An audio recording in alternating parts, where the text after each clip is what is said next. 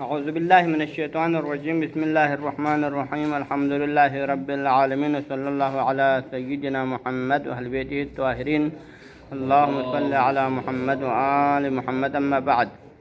بحث گفتگو چل رہی ہے ہماری ضمان و عدم ضمان میں، کس حوالے سے کہ اگر مشتری سے جو ہے مالک رجوع کر کے اپنا مبیع واپس لیتا ہے معاملہ رد کرنے کی صورت میں، جب کہ مشتری نے اپنا پیسہ جانتے بوجھتے فضولیت کو اس کے حوالے کیا ہو تو پھر اس سے جو ہے واپس لے سکتا نہیں لے سکتا ہے۔ تو مصنف کا یہاں پر فی الحال جو نظریہ کس کی طرف جا رہا ہے وہ ضمان، یعنی ہمارے پاس ضمان ثابت ہونے کے بعض تائیدات موجود ہیں۔ پہلا کل کیا ہے؟ وہی قاعدہ ما یضمن بصحیحہ یضمن بفاسدہ۔ اس کے ظہور سے کیا لگتا ہے؟ اس کے ظاہر سے ہم نے 4 احتمالات دیا تھا نا، تو ان 4 احتمالات میں سے 2 احتمال تو غلط ہیں، فقط 2 احتمال رہ جاتا ہے کہ اس سے مراد نوع عقد مراد لے یا صنف، تو اس کو مراد لینے کی صورت میں ہمارے معنی حنفی کے اندر ضمان ثابت ہو جاتا ہے۔ ہمارے معنی حنفی میں ضمان کیا ہو جاتا ہے؟ کیونکہ نوع بیع اور صنف بیع کا اصل اولی کیا ہے؟ اس کے اصل میں ضمان ہوتا نہیں ہوتا ہے، تو اس کے فاسد میں بھی ضمان ہوتا ہے، لہٰذا ہمارے معنی حنفی ما یضمن بصحیح یضمن بفاسدہ کے دائرے میں آ جاتا ہے، اس وجہ سے ضمان ثابت ہو جاتا ہے۔ یہ کل بیان کیا تھا، اور اس کے علاوہ بعض جو ہے تائیدات کل بیان کیا ہے، اور بعض معاہدات انشاءاللہ آج بیان کرے گا۔ جو معاہدات سے کیا ثابت ہوتا ہے؟ ضمان ہونا ثابت ہو جاتا ہے۔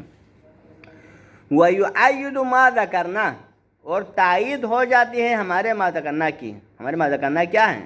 یعنی اثبات الضمان فی معنی حنفی، ہمارے معنی حنفی کے اندر ضمان ثابت ہو جاتا ہے، اس کی تائید ہو جاتا ہے۔ تائید کس سے ہوتا ہے؟ ما دل من الاخبار، ہمارے پاس جو روایات موجود ہے جو دلالت کر رہی ہے کس بات کے اوپر؟ علی کون ثمن الکلب او الخمر سحتا، ان ثمن الکلب سحت کا روایت میں، یا ثمن الخمر سحت کا ہے۔ سحت معنی ہے حرام، یعنی حرام محض، سحت کسی کہتے ہیں؟ حرام محض، یعنی جس میں مکمل، یعنی جس کی مقبوضیت بہت زیادہ ہوں، ایسے حرام جس کی مقبوضیت کے پہلو زیادہ شدید ہوں۔ اور حرام سحت کا اصل مصداق وہی خمر اور وہ ہوتا ہے۔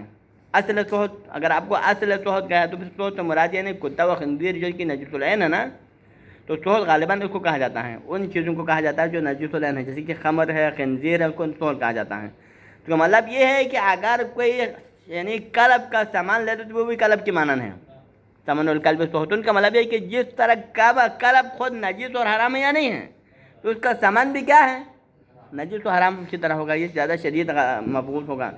ثمن الخمر سحت کا معنی کیا ہے؟ خود خمر سحت اصل میں، لیکن اس کا سامان بھی کس کے مانند ہے؟ خود خمر کے مانند، زیادہ سب سے زیادہ مقبول ترین چیز ہے، تو اس طرح کہا ہے، ٹھیک ہے نا؟ تو لہٰذا ہمارے پاس روایات موجود ہے جو دلالات کر رہے ہیں کس بات کے اوپر؟ کون ثمن الکلب والخمر سحتن، کی کلب اور شراب کا جو اس کی جو قیمت ہے وہ سحت ہے، سحت ہے نا، حرام محض ہے۔ اب اس کا مطلب یہ ہے کہ وہاں کیا ثابت ہو جاتا ہے؟ ضمان ثابت ہو جاتا ہے۔ ثمن الکلب والخمر، یعنی سحت کا مطلب یہ ہے کہ مثلا کسی بندے نے کس کے مقابلے میں دیا؟ کلب کے مقابلے میں پیسہ دیا۔ میں نے ایک بندے نے کلب فروغ کیا کسی بندے کو، اور اس نے کیا کیا؟ اس کتے کو فروغ کر کے اس سے فرض کرے 500 روپیہ لیا، کتے کو فروغ کر کے۔ اب یہاں کتے سے مراد عام باولا کتا ہے، کیونکہ ایک تو تربیت یافتہ کتا وہ تو مالیت شمار ہو جاتا ہے، اس کی قیمت ہے البتہ، لیکن یہاں مراد عام جو ہے باولا کتا جس کی قدر و قیمت نہیں ہے، ایسے کتے کو یا کسی بندے کو کیا کرتا ہے؟ فروغ کر لیتا ہے، اور اس کی قیمت 500 روپیہ لے لیتا ہے۔ تو یہ روپیہ لینے والے کے لیے کیا ہے؟ وہ سحت ہے، حرام ہے اس کے اوپر۔ حرام ہونے کا مطلب کیا؟ وہ کھا سکتا ہے؟ نہیں کھا سکتا نا، تو مطلب کیا ہے؟ وہ ضمان کیا ہے؟ جب کھا نہیں سکتا اس کے اوپر حرام ہونے کا مطلب کیا؟ اس کو واپس کرنا پڑے گا نا، اس کو واپس کرنا پڑے گا، یعنی ضمان ہے۔ یہاں پر ضمان ثابت ہو رہا ہے کہ اگر وہ پیسہ آپ کے پاس ہے تو واپس کرو مالک کو، اگر آپ کے پاس پیسہ نہیں ہے تو کم سے کم اس کے جو ہے عوض کو اس کو واپس پلٹاؤ۔ اسی طرح اگر کسی بندے نے شراب کسی کو فروغ کر کے اس سے پیسہ لیا، تو یہ پیسہ کیا ہے جو شراب کی قیمت میں لیا ہے؟ سحت ہے، لہٰذا اس کی ذمہ داری کیا ہے؟ واپس کرنا ہے، یعنی وہ ضامن ہے۔ تو لہٰذا اس کا مطلب یہ ہے کہ یہاں پر بھی کیونکہ وہ باہر کیوں ہیں؟ اگرچہ وہ جانتے بوجھتے دیا ہے لیکن تب بھی واپس کرنا پڑے گا، کیوں؟ کیونکہ وہ اگرچہ حالانکہ اس میں اور اس میں مشابہت کیا ہے؟ مشابہت اس میں یہ ہے کہ اس نے بھی جانتے بوجھتے اس کو مسلط کیا ہے، کیونکہ اس کو پتہ ہے کہ خمر کی کوئی قیمت نہیں ہے۔ جس بندے نے خمر کے بدلے میں یہ پیسہ دیا ہے، کیا وہ جانتا نہیں جانتا ہے؟ جانتا ہے کہ خمر کی کوئی مالیات نہیں ہے، مالیات نہ ہو تو وہ اپنے پیسوں اس کو دے رہا، تو اس کا مطلب کیا ہے؟ مفت میں اس کو مسلط کرانے کرا پیسے پر مسلط کرا ہے، لیکن اس کے باوجود وہاں پر ضمان ثابت ہو رہا ہے۔ ایک بندہ قلب کے مقابلے میں پیسہ دے رہا ہے، حالانکہ وہ جانتا ہے کہ قلب کی کوئی مالیات نہیں ہے، کتے کی کوئی مالیات نہیں ہے، پھر بھی اس کو پیسہ دے تو مطلب کیا ہے؟ اس نے اپنے پیسے پر اس کو مفت میں مسلط کیا، جانتے بوجھتے ہیں۔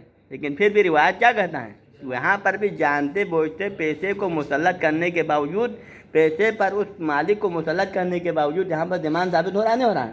اور وہ مسئلہ اور ہمارے مسئلے میں کیا ہے؟ وہی مشابہت موجود ہیں کہ ہمارے امام حنفی کے اندر بھی اس نے بغیر عوض کے پیسے پر اس کو مسلط کیا، تو یہاں پر بھی کیا ہونا چاہیے؟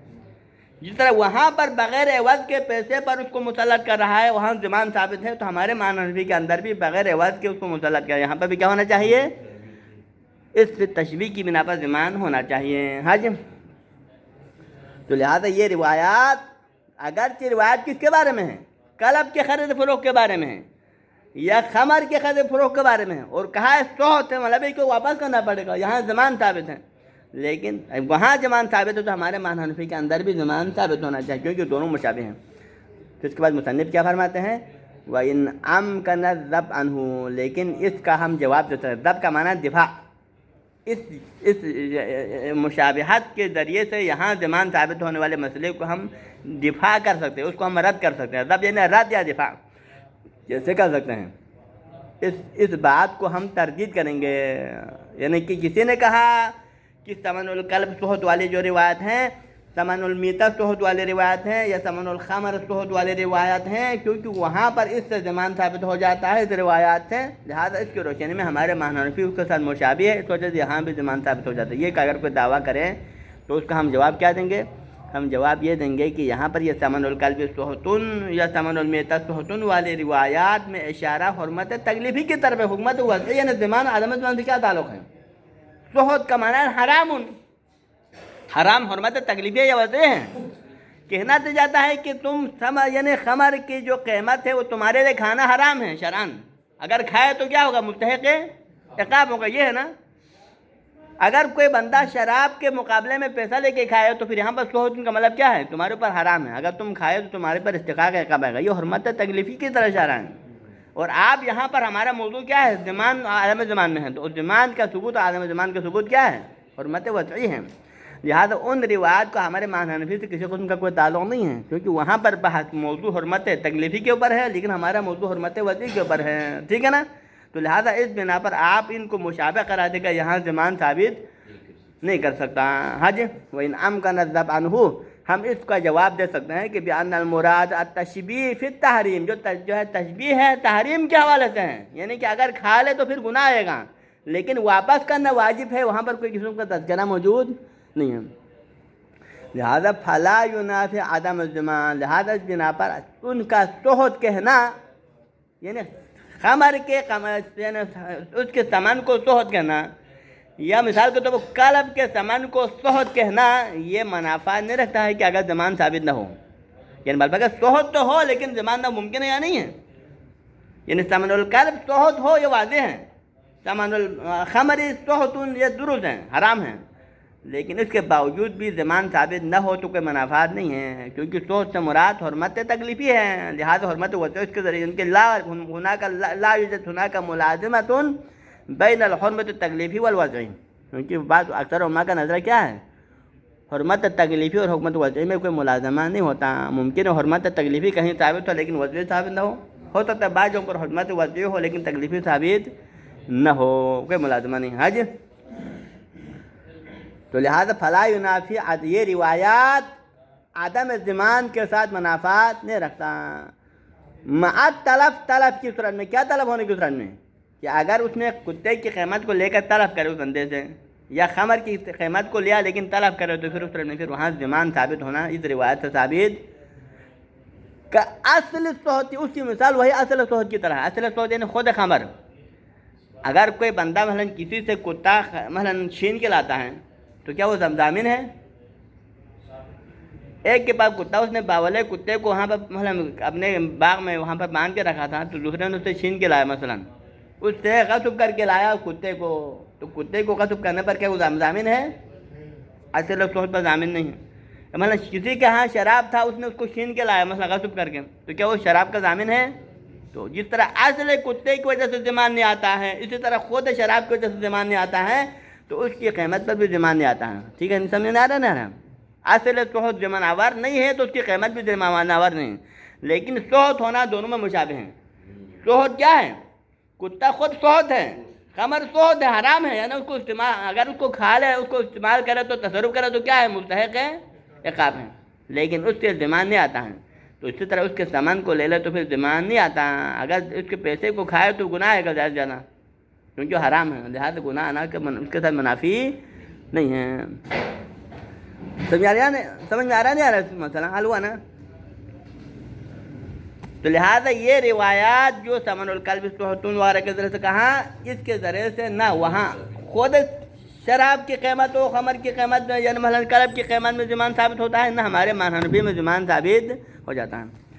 اصل میں ضمان ثابت نہ ہو تو پھر تشبیہ میں ضمان کہاں سے آئے گا؟ حاجم آگے فرماتے ہیں ثم ان مقتضى ما ذكرناه في وجه عدم الرجوع بالثمن ثبوت الرجوع. حاجم اس کے بعد پھر یہاں پر مصنف نے وہاں پر کہا نا ہمارے حنفی میں کیا کہا، اب دوبارہ عدم ضمان پر آتے ہیں. ضمان والا مسئلہ ختم، اب دوبارہ ہم آتے ہیں مشہور کے اس رائے کی طرف. مشہور کا نظرہ کیا تھا؟ ہمارے حنفی کے اندر مشہور کا نظرہ کیا ہے؟ اگر کوئی مشتری جانتے بوجھتے فضولی کی فضولیت کو جانتے ہوئے اپنا پیسہ فضولی کے ہاتھ میں دے دے تو پھر ضمان نہیں ہے، اپنا پیسہ دوبارہ واپس نہیں کر سکتے، یہ ہے نا. تو اس عدم ضمان کے اس نظریے کو ماننے کی صورت میں پھر اس کے بھی مطالب شقوق ہیں، وہاں پر اس کے مختلف صورتیں بن جاتی ہیں. تو پھر یہ ثابت عدم ضمان ثابت ہونے کا مسئلہ بعض شقوق میں ہے، بعض صورتوں میں عدم ضمان ہے. ایسا نہیں کہ فضولی کے ہر جگہ پر کیا ہو؟ عدم ضمان ہو، بلکہ اس کے لیے بعض موارد ہے وہاں پر عدم ضمان ثابت ہو جاتا ہے. وہ کیا ہے؟ اب یار انما مقتضى ما ذکرناہ، یعنی ہم نے جو ذکر کیا ذکر کیا کہ وجہ عدم رجوع بالثمن، کہ مشتری اپنے ثمن میں فضولی سے رجوع نہیں کر سکتا. مشتری ثمن کو لینے کے لیے فضولی سے رجوع نہیں کر سکتا. یہ کہا تھا نا، رجوع نہ کرنے کا مطلب کیا ہے؟ عدم ضمان ہے. تو اس کا مقتضا کیا ہے؟ اس ہمارے قول میں ہم نے ما ذکرنا میں جو وجہ بیان کیا تھا، وجہ، اس وجہ کو دیکھتے ہوئے، وجہ کیا تھا؟ تسلط. ہماری وجہ کیا تھا؟ کیوں وہ رجوع نہیں کر سکتا؟ وجہ کیا ہے؟ کیونکہ اس نے مفت میں اپنے پیسے پر مسلط کیا نا، کیونکہ مشتری نے اپنے پیسے پر مفت میں فضولی کو مسلط کیا، اور یہی تسلط مجانی وجہ بن گیا کہ فضولی ضامن نہیں بنا، اور یہی وجہ بن گیا کہ مشتری فضولی سے رجوع نہیں کر سکتا. یہ کہا تھا نہیں کہا تھا؟ تو اس وجہ کو مد نظر رکھتے ہوئے اس وجہ کا تقاضا کیا ہے؟ تقاضا یہ ہے کہ ثبوت الرجوع، کہ رجوع کا حق ثابت ہو جائے گا، مشتری فضولی سے رجوع کر سکے گا. کب؟ اذا باع البائع الفضولی غیر بائع لنفسه، اس صورت میں کہ فضولی نے جو مال مشتری کو فروخت کیا تھا وہ اپنے لیے فروخت نہیں کیا تھا، غاصب نہیں تھا وہ. کیونکہ آپ کو ابتدائی بحث میں فضولی کو دوست میں تقسیم کیا نا، ایک ہوتا فضولی اپنے لیے فروخت کرتا ہے، ایک دفعہ مالک کے لیے. تو یہ ضمان ثابت نہ ہونے کا مسئلہ کس صورت میں؟ اگر فضولی غاصب ہو، اس نے اپنے لیے کھانے کی غرض سے فروخت کرے تو عدم ضمان ہے. لیکن یہاں پر کیا ہے؟ فضولی نے کیا مبیع کو، مشتری کو فروخت کیا کس کے لیے؟ مالک اصلی کی خاطر، تاکہ پیسہ لے کر مالک اصلی کو دے دیں. اس طرح لگا، اور اس طرح نے پھر مشتری نے ثمن بھی کس کو دیا؟ مشتری نے ثمن بھی اسی فضولی کو دیا. اور فضولی کا مقصد کیا ہے؟ مشتری تو ثمن لے کر مالک کو دینا ہے نا. لیکن اتفاقاً وہ ثمن کس سے طلب ہوا؟ فضولی کے ہاتھوں سے طلب ہوا. تو اس صورت میں پھر مشتری وہاں رجوع کر سکتا ہے. مشتری رجوع کر سکتا نہیں کر سکتا ہے؟ بھائی تم نے مالک کو دینے کے لیے لے گیا تھا، اور میں نے بھی مالک کو دینے کے لیے تمہیں دیا تھا، تمہیں کھانے کے لیے تو نہیں دیا تھا نا. یہاں پر تسلط نہیں ہوا ہے، لہٰذا وہ اپنے پیسہ واپس لے سکتے ہیں. ہاں جی.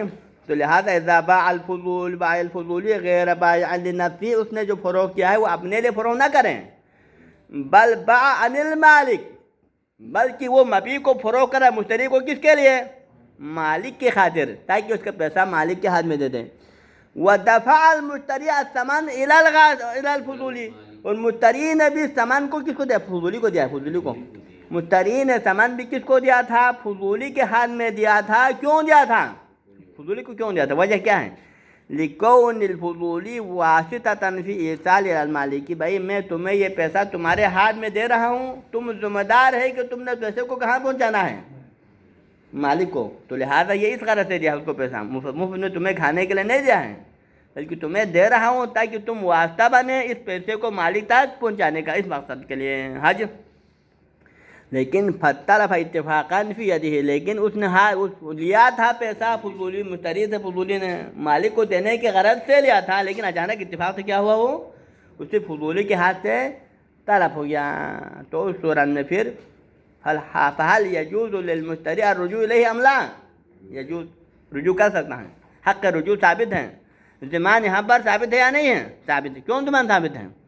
کیونکہ انہ لم یسلط علیہ مجانا، کیونکہ اس نے مجانا اس پر مسلط نہیں کیا تھا بلکہ مالک کو دینے کے لیے دیا تھا. حج. اذ لم یسلطہ علیہ، کیونکہ یہاں پر مشتری نے ثمن پر فضولی کو مفت میں مسلط نہیں کیا تھا. ولا اذن لہ بالتصرف، اور نہ مشتری نے یہاں پر فضولی کو تصرف کا اذن دیا ہے. تصرف کے لیے نہیں دیا ہے کہ تم اس میں تصرف کر سکتے ہیں، بلکہ کیوں دیا ہے؟ میں تمہیں دے رہا ہوں، تمہاری ذمہ داری ہے کہ اس کو مالک کو پہنچانا ہے. تصرف کی اجازت اس نے نہیں رکھا ہے. ٹھیک ہے. فضلاً عن اطلافہ، بھائی طلب کرنے کی اجازت تو دور کی بات ہے، طلب کرنے کا مرحلہ کیا ہے؟ تصرف کے بعد والا مرحلہ ہے نا. تو لہذا مشتری نے اپنا سامان فضولی کو دیا ہے، نہ تصرف کی اجازت دیا ہے نہ طلب کی اجازت دیا ہے، بلکہ مالک کو دینے کے لیے دیا ہے نا. تو لہذا تصرف کی اجازت ہی نہیں رکھا ہے، تو پھر چیز آئے کہ وہ اس کو طلب کرنے کی اجازت دیں. طلب کرنے کی اجازت تو بات کا شدت ہے نا، یعنی کمتر مرحلے کی اجازت نہیں تو بالاتر مرحلے کی اجازت تو نہیں دے سکتا نا. ٹھیک ہے. فضلاً عن اطلاف، یعنی اطلاف کی اجازت تو انہیں دیا ہی نہیں ہے بلکہ اس میں تصرف کی اجازت بھی نہیں رکھا ہے. سمجھ میں آ رہا؟ تو لہٰذا اس صورت میں کیا ضمان ثابت ہوگا نہیں ہوگا؟ ثابت ہو جائے گا. مشتری اس سے رجوع کر سکتا ہے. حج. وَلَعَلَّ كَلِمَاتُهُمْ وَمَعَاقِدُ اتِّفَاقِهِمْ تَخْتَصُّ بِالْغَاصِبِ الْبَائِعِ لِنَفْسِهِ. لہٰذا اس بنا پر ہمارے پاس پہلے بھی ہم نے بیان کیا کہ فقہا کے اتفاق کا بھی دعویٰ ہے. بعض علماء نے اجماع کا دعویٰ کیا ہے، بعض علماء نے اتفاق کا دعویٰ کیا ہے. کہاں کیا دعویٰ کیا ہے؟ اجماع کا دعویٰ کس بات پر؟ کہ مشتری رجوع کرنے کا حق نہیں رکھتا. اگر مشتری فضولی کی فضولیت کو جانتے بوجھتے اپنے پیسہ فضولی کے ہاتھ میں دیا ہو اور اس سے طلب ہو جائے تو پھر وہ فضولی سے رجوع کرنے کا حق نہیں رکھتا. ضمان ثابت نہیں ہے. اس بات پر علماء نے کیا دعویٰ کیا؟ اتفاق کا بھی دعویٰ کیا، اجماع کا بھی دعویٰ کیا. تو پھر مصنف فرماتے ہیں کہ اس اجماع و اتفاق کا دعویٰ کا جو دائرہ کار فقط کس تک منحصر ہے؟ فقط بائع غاصب لنفسہ والی صورت کے ساتھ، یعنی قدر متعین اس کا یہ ہے. ان اجماعات اور اتفاقات کا جو قدر متعین مورد کیا ہے؟ یہ فقط اس صورت میں عدم ضمان ثابت ہوتا ہے کہ جہاں پر فضولی غاصب ہو اور مشتری نے فضولی غاصب کے ہاتھ میں مفت میں تھما دیا پیسہ اس کو کھانے کے لیے، اور یہاں پر فضولی نے بھی فروغ کیا. تو کس کے لیے فروغ کیا؟ اپنے لیے فروغ کیا، مالک کے لیے فروغ نہیں کیا. تو فقط اس مورد میں عدم ضمان ہے، پھر مشتری کو فضولی سے رجوع کرنے کا حق حاصل نہیں ہے. لیکن اگر وہ غاصب نہیں ہے بلکہ معاملہ مالک کے حق میں کر رہا ہے، مشتری پیسہ بھی اس کو دے رہا ہے، کیوں دے رہا ہے؟ مالک کو دینے کے لیے، اس کو کھانے کے لیے نہیں دے رہا ہے. تو پھر یہاں پر یہ اس اتفاق اور اجماعات کے دائرے سے کیا ہے؟ خارج ہیں، اس سے شامل نہیں ہیں. حج. وَلَعَلَّ كَلِمَاتُهُمْ، کلمات الفقہاء، وَمَعَاقِدُ اتِّفَاقِهِمْ، ان کے اتفاق کا جو مورد ہے، تختص، یہ فقط مختص ہے. کس کے ساتھ مختص ہے؟ بالغاصب البائع لنفسہ، بائع غاصب کے اس بے کے ساتھ مختص ہے جس نے بائع غاصب نے یہ مالک کے اس مال کو کس کے لیے فروغ کیا؟ اس کے مال کو اپنے لیے فروغ کیا، مالک کے خاطر فروغ نہ کرے. حج. ایک ہو گیا، ایک مورد یہ خارج ہے. ایک اور مورد، وَقَضَا يَقْوِي الرُّجُوعُ، اسی طرح ضمان والا قول زیادہ مضبوط ہو جاتا ہے. یعنی اوپر والے مسئلے میں ضمان ثابت ہوا نہیں ہوا؟ اوپر والے مسئلے میں ضمان ثابت ہوا نا. اس طرح وَقَضَا يَقْوِي الرُّجُوعُ، اسی طرح رجوع ثابت ہو جاتا ہے کہ مشتری فضولی سے رجوع کر سکتا ہے، اور یہ نظر قوی ہوتا ہے. کب؟ لو اخذ البائع الثمن من دون اذن المشتری، کہ مثلا معاملہ ہوا تھا فضولی اور مشتری کے درمیان میں، فقط عقد ہوا تھا. فضولی نے کیا کہا؟ زید کی کتاب کو ہاتھ میں تھما کر، بعتک ھذا الکتاب ب10,000 دینار، میں نے زید کی کتاب کو تمہیں فروخت کرا ہوں 10,000 دینار میں. اور مشتری نے کیا کیا؟ قبلت البیع، مثلا یہ کہا. ٹھیک، فقط عقد و شرح ہوا. لیکن 10,000 دینار، مشتری کا 10,000 دینار اس نے اپنے کمرے میں کہیں پر کتاب کے اندر رکھا ہوا تھا. اس کو کتاب ملا تو کیا ہوا؟ فوراً 10,000 کو پکڑ کے جیب میں ڈالا. یہ تو وہی 10,000 ہے جو میں نے یعنی میں نے کتاب اس کو فروغ کیا، اس نے مجھے 10,000 نہیں دیا ہے، ہاں جی، لہٰذا وہی 10,000 میں اپنے جیب میں ڈالتا ہوں اس کے بدلے میں، اس طرح اس نے اذن نہیں دیا ہے، اس نے اپنے ہاتھوں سے نہیں تھمایا ہے۔ مشتری نے 10,000 فضولی کو اپنے ہاتھوں سے نہیں تھمایا ہے، فقط عقد کیا ہے۔ یہاں پر فقط ضمان عقدی ثابت ہوا ہے نا، لیکن ہاتھ میں تسلط کے ذریعے سے نہیں دیا ہے۔ اب یہاں پر فضولی اس کو پتہ چلے بغیر اس کے مال سے اگر اس کی قیمت اپنے ہاتھ میں اٹھا لے، قبضہ کر لے، تو پھر یہاں پر ضمان ثابت ہونا چاہیے نہیں ہونا چاہیے؟ ضمان ثابت ہونا چاہیے۔ بعد میں مشتری آ کے فضولی سے کیا کہہ سکتا ہے کہ تم نے میری اجازت کے بغیر پیسے کو کیوں لیا؟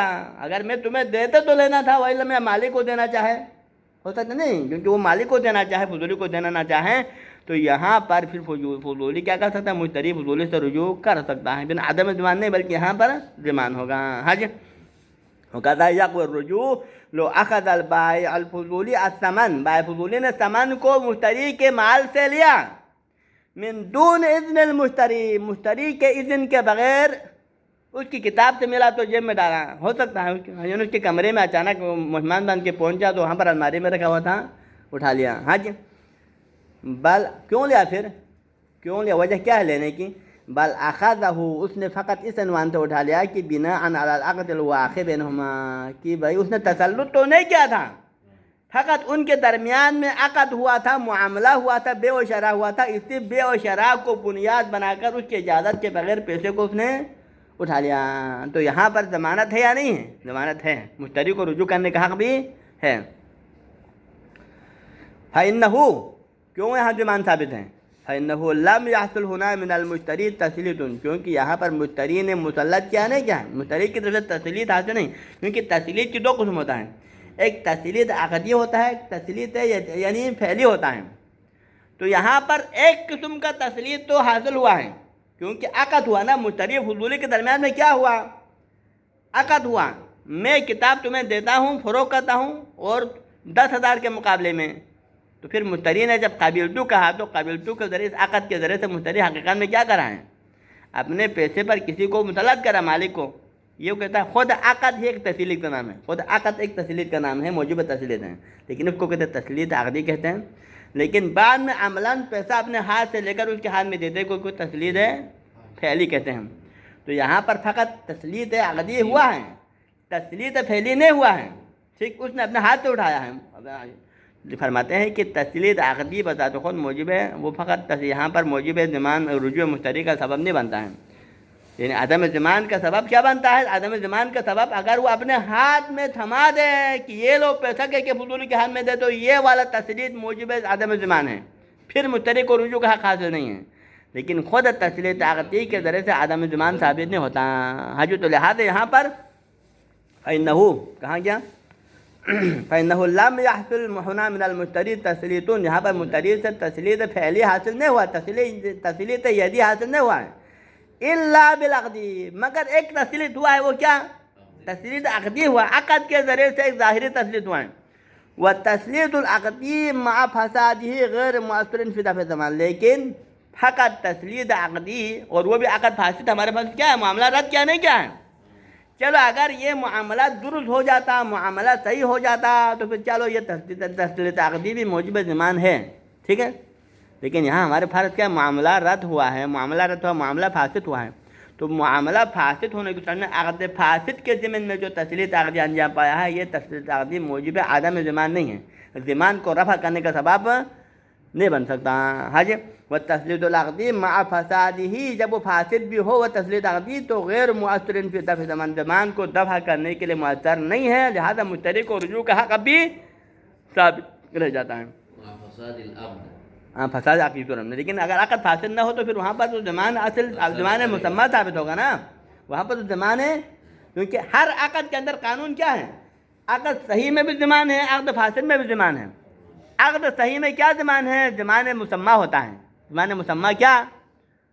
یعنی کہ پیسے کے مقابلے میں ضامن کیا ہے؟ پیسہ اس کو دے رہا ہے، اور یہ بائع ضامن ہے کس کا؟ پیسے کا ضامن نہیں ہے، بلکہ پیسے کے بدل کا ضامن ہے، جس کے مبی کا ضامن ہے، یہ ضمان مسمى ہوتا ہے۔ اور اس کے مقابلے میں مشتری بھی ضامن ہے، عقد صحیح کے اندر کس کا ضامن ہے؟ مشتری ثمن کا ضامن ہے اس کے مبی کے مقابلے میں، یہ ہوتا ہے تسلیط، یعنی ضمان مسمى ہوتا ہے۔ لیکن معاملہ فاسد ہونے کی صورت میں کل ما یضمن بصحیح یا فاسدی میں فاسد میں ضمان کس کا آتا ہے؟ ضمان مسمہ نہیں آتا ہے، بلکہ ضمان مثل و قیمہ آتا ہے، کیونکہ معاملہ فاسد ہونے کے بعد اس کو اپنا پیسہ واپس کرنا پڑتا ہے نا، تو پھر وہ پیسے کا ضامن ہوتا ہے مشتری، یعنی بائع فضولی پیسے کا ضامن بنتا ہے، جبکہ مشتری مبیع کو واپس کرنے کا ضامن بنتا ہے۔ تو لہٰذا یہاں پر عقد کیا ہوا؟ یہاں پر عقد ہوا، اور کل ما یضمن بصحیح یضمن بفاسدی کے قانون کے تحت عقد کے ضمن میں کیا ضمان آیا نا، تو لہٰذا جس کے صحیح میں ضمان ہے اس کے فاسد میں بھی ضمان ہے۔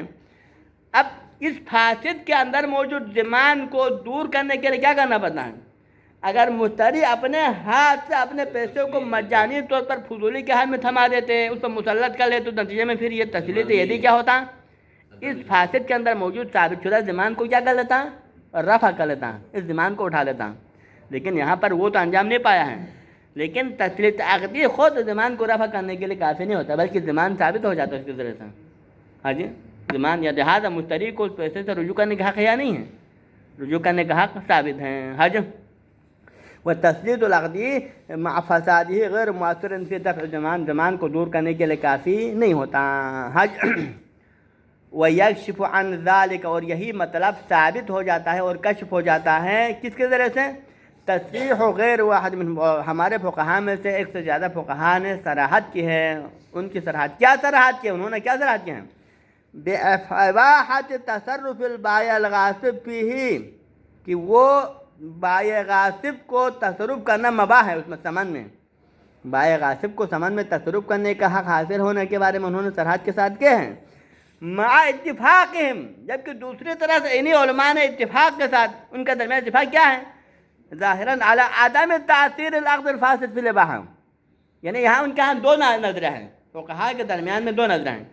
ایک نظرے پر اتفاق ان کا، اتفاق کس نظرے پر ہے؟ اتفاق اس بات پر ہے کہ عقد فاسد جو ہے وہ مؤثر نہیں ہے کس کے لیے؟ اباحہ میں۔ عقد فاسد کے ذریعے سے ایک کمال دوسرے کے لیے مباح نہیں ہوتا ہے۔ مثلا ہم دونوں کے درمیان میں عقد فاسد انجام پایا شرائط نہیں ہے، میں اپنی کتاب آپ کو فروخت کرتا ہے اور آپ اس کے مقابلے میں پیسہ دیتا ہے، تو یہ عقد فاسد نہ آپ کے پیسہ میرے لیے مباح قرار دے سکتا ہے اور نہ میری کتاب کو آپ کے لیے مباح قرار دے سکتا ہے، کیونکہ عقد فاسد اباحے میں مؤثر نہیں ہے کا مطلب یہ ہے کہ اباحہ ثابت نہیں ہوتا ہے۔ جبکہ دوسری طرف بعض علماء نے صراحت کے ساتھ فرمایا ہے، کیا صراحت کے ساتھ فرمایا ہے؟ کہ یہ اگر مشتری فضولی کو کے ہاتھ میں اپنے پیسے کو تھما دیں اور یہاں پر تسلیت ہو جائے تو وہاں پر اباحہ ہے، تو پھر اباحہ کس نے کیا وہاں پر؟ اس تسلیت نے کیا نا، کیونکہ خود اگر یہی عقد فاسد اگر موجب بن جاتا تو کیا ہونا تھا؟ یہ تو اباحہ کا سبب نہیں ہے۔ تسلیت فاسد تمام کی نظر میں اتفاقاً یہ موجب اباحہ نہیں ہے۔ پھر یہاں پر فضولی کو اباحہ کہاں سے آیا؟ فضولی کا اباحہ آیا اس کی تسلیت کی وجہ سے، کیونکہ اس نے اپنے پیسے پر اس کو مفت میں تھما دیا اس کے ہاتھ میں اور اس کو مسلط کیا، اس تسلط کی وجہ سے اباحہ ثابت ہوا ہے، وَإِلَّا خود عقد فاسد موجب اباحہ نہیں ہوتا ہے۔ تو اس کا مطلب کیا ہے؟ معیار ضمان ثابت ہونا نہ ہونے میں بھی معیار کیا ہے؟ خود عقد بھی میں ہوا، عقد جو ہے ضمان کو رفع کرنے کے لیے فائدہ مند نہیں ہے، لہذا ضمان ثابت رفع ہو سکتا ہے، کب ہو سکتا ہے؟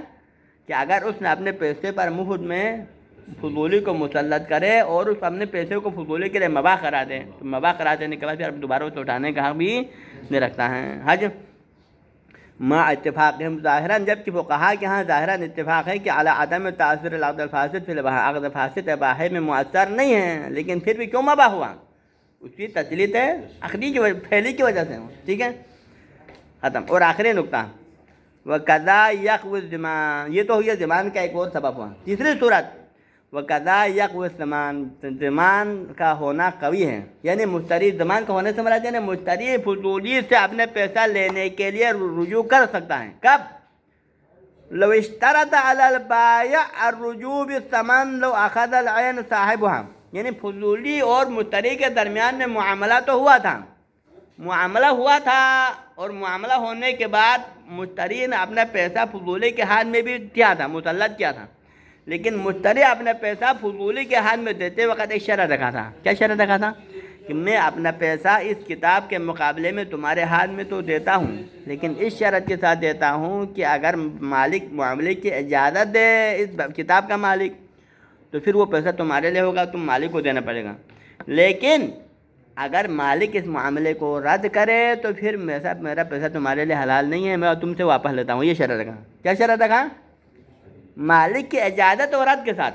کہ اگر مالک اجازت دے تو پیسہ تمہارا ہوگا، مالک رد کرے تو پیسہ میں واپس لیتا ہوں. اس طرح شرط رکھیں. اور بعد میں معاملہ رد کرے تو کیا ہوگا پھر؟ یہاں پر بھی تسلیت مجانی نہیں ہے. کیوں؟ کیونکہ تسلیت مشروط ہوا نہیں ہوا، اور مالک نے اگر معاملہ رد کیا تو پھر مشتری اپنے پیسے سے رجوع کرنے کا بھی حق ثابت محفوظ رکھتا ہے. ہم نے حق کو اس شرط کے ذریعے سے کیا رکھا؟ محفوظ رکھا. ہاں جی. القضاء یقو زمان لو اشترط المشتری علی البائع الفضولی. مشتری نے بائع فضولی کے لیے شرط رکھا عند دفع الثمن الیہ، سامان کو اس کو دیتے وقت کیا شرط رکھا؟ الرجوع بالثمن، کہ انا ارجع الیک بالثمن، میں تم سے ثمن سے رجوع کروں گا. کب؟ لو اخذ العین صاحبها، کہ بعد میں مالک معاملہ رد کر کے مجھ سے اپنا مبیع واپس لے لے. مالک آ کے معاملہ رد کرے گا تو مجھ سے کیا کرے گا؟ اس کا اپنا مال واپس لے گا. تو پھر میں تم سے اپنا پیسہ بھی اس شرط رکھنے کی صورت میں پھر وہ رجوع کرنے کا حق رکھتا ہے. ٹھیک ہے. اور آخر ایک مورد ہے.